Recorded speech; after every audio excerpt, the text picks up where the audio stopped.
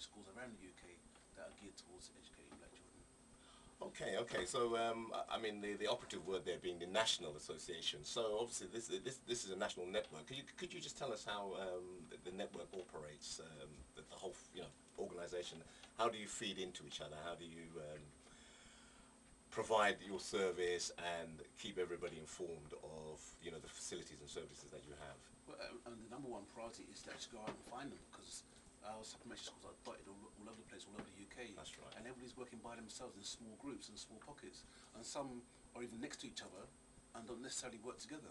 Okay. So this is, all our resources are being spread around the country, and there are instances where people can just come together and form a bigger supplementary school and even work towards being a full-time school. So it's about bringing together all the schools that are dotted around the UK, bring them together under one umbrella and try and get them working together and sharing resources amongst everybody. Okay, I mean, have you found that to be quite a tall task? Oh, absolutely. It's a needle in a haystack. But it's like, it's word of mouth, sharing information, getting the word of NABS out and about, because when people hear about NABS, they say, wow, I needed this. I've been looking for this. This is something we wanted to do for ages. Right, okay. I mean, how long has the NABS been in existence? Since March 2007, yeah, so March last year. Okay, so you're a fairly young organisation. Yes. Yeah. Right, and in terms of your penetration now into the communities that have these supplementary schools, how have you been able to measure your success so far? No, not yet, no. Because I'm based in London, okay. A lot of my work's been around London, and I don't get really much chance to travel around outside London because I've got my children, and also I help out in a Saturday school, the Imhotep School of Knowledge, which is based in Kilburn. So on a Saturday where the Saturday schools are running, I'm actually in a Saturday school helping teach the children. Okay, now is the whole concept of black supplementary schools in response to the lack of involvement or the lack of achievement amongst young black people in the mainstream educational system? Well, I mean, black supplementary schools have been going on since the 60s. It's about keeping the culture taught within our children. Especially in the 60s, it was never taught in schools at all, was it? No, even slavery was you're even quite spoken right. about. So from the 60s, it all started from then, and it's always been going on at a very small scale. But as now, a lot more people are complaining about how our children are doing in mainstream schools.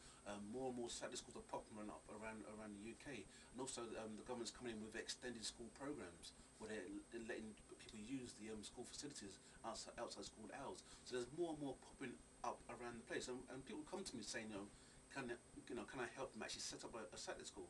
But the first thing I'll say is, why not join one that's out there already? Okay. Why spread the resources? Try and build up what's there already. That's right. I mean, that's good. It's great. It's great thought there. Now, the other question I wanted to ask you was, in terms of the subjects that you cover. I mean, let's deal with the supplementary school that you actually involved in. I mean, what kind of topics do you, present to the young people that would turn up to your supplementary school, for instance? I'm at the Imhotep School of Knowledge, which is based in Kilburn. I'm actually there as a helper because my children go there, and I bring them there as a parent. Right. And parents are welcome to stay and help the children, and also touch up on the knowledge that you might be lacking from years of not being in the school. Because right. I have to, as a parent, I need to help my children with homework. Okay. And you're losing track of what's going on, all these new things that are coming all the time. So number one is it helps parents catch up on education, so you can help your own children. And the children that we teach, we do the normal curriculum. Right. But we do the curriculum 2 years ahead of their age group. Okay. So my daughter was doing algebra at 5 and 6. Wow. And now she's 11 now. They've only just started doing it. So Excellent. she's breezing through the classes right now. My daughter learned she learned hieroglyphics at the age of 4. Wow. She went to the British Museum with her class when she was 6 years old. And she said, "Oh, miss, I know that, I know this, I know that."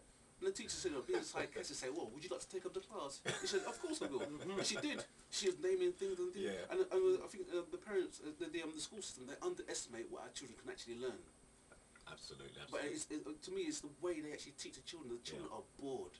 And the way we do it at the Imhotep School of Knowledge, we do it interactive. We use a ball, we throw it to the children, and they respond with an answer to a question. It's interactive, not sit there being regurgitated to.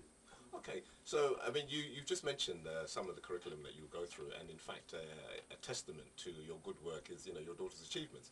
Now, for instance, aside from the mainstream curriculum subjects that you will touch, I think you mentioned right at the beginning of the interview that you also look at heritage and cover issues like that. Can you just tell us a bit about that? You know, in terms of African Caribbean heritage, what kind of things are you trying to bring out or try to teach our children when we're touching on those topics? I mean, what kind of topics do you cover? I mean, the biggest problem with our youngsters now is that they're suffering from a severe case of self-hatred, where there's so much crime going on in the streets, where they're so willing to maim each other so easy. And then a lot of times our children are maiming people that look like themselves. And what we teach in the supplementary schools, and what I try and implore to all black-run supplementary schools, is you must have some kind of element of African history, where the children have to know about themselves and know about their culture beyond slavery.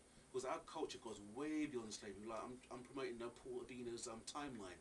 Where, Right. you know, I've got a link on my page so you can go to his website, Yeah. and you can buy his timeline, where he will show you on a long sheet of paper how far back our history goes beyond the pyramids. Excellent. And if you stick to the school curriculum, all you're going to learn is about slavery, Yeah. and that is it. And even the history of Africans in this country goes as far as, you know, as far as the Romans coming over. You know, the Africans came along with the Romans. There's the Africans showed the Romans the way.